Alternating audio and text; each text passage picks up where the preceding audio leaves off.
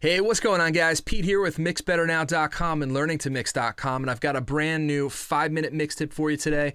I'm going to be showing you a very cool alternative way to add parallel compression and parallel EQ to your lead vocals to make them sound awesome.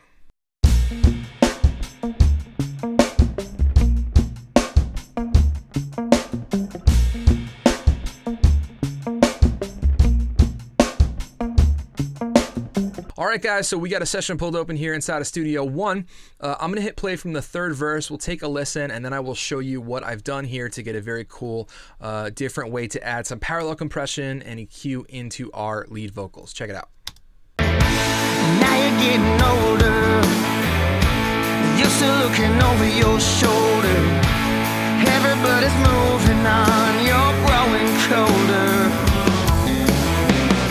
So blame it on the whiskey, blame it on your company. All right, so you get a little idea of the flavor there. So I'm sure a lot of you think of parallel compression. You think about setting a compressor up on a bus, doing a send and return, and doing a whole lot of compression on the said bus, and then blending the level back in with whether it's your vocal, drums, whatever. Well, here's what I like to do sometimes on my vocals. So what I'll do is we have our lead vocal right here. All right, all vocals are in this purple color, but what I do is I like to duplicate the lead vocal. So this is the lead vocal by itself. And now you're getting older, you're still looking over your shoulder. All right, so we're just doing some pretty standard fare that I will do in a lot of stuff, using the VCC from Slate here, doing a little bit of tape. Then we're going to some EQ, some subtractive EQ, then serial compression with an 1176 going into an LA2A. Now, here's where things get fun. We duplicate this lead vocal, all right? So we've got a duplicated track. This is what they sound like together. All I'm doing is right-clicking, duplicating the entire track. And now you're getting older, you're still looking over your shoulder.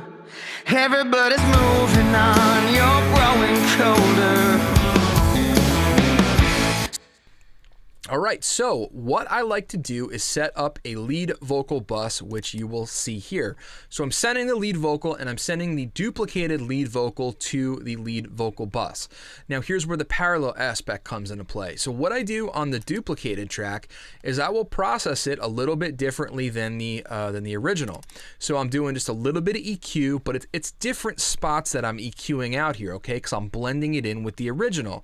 Then what I do is I come here with the compressor and I'm really doing a lot of compression here. I'm really slamming this. Now you're getting older, you're still looking over your shoulder. Everybody's moving on, you're growing colder.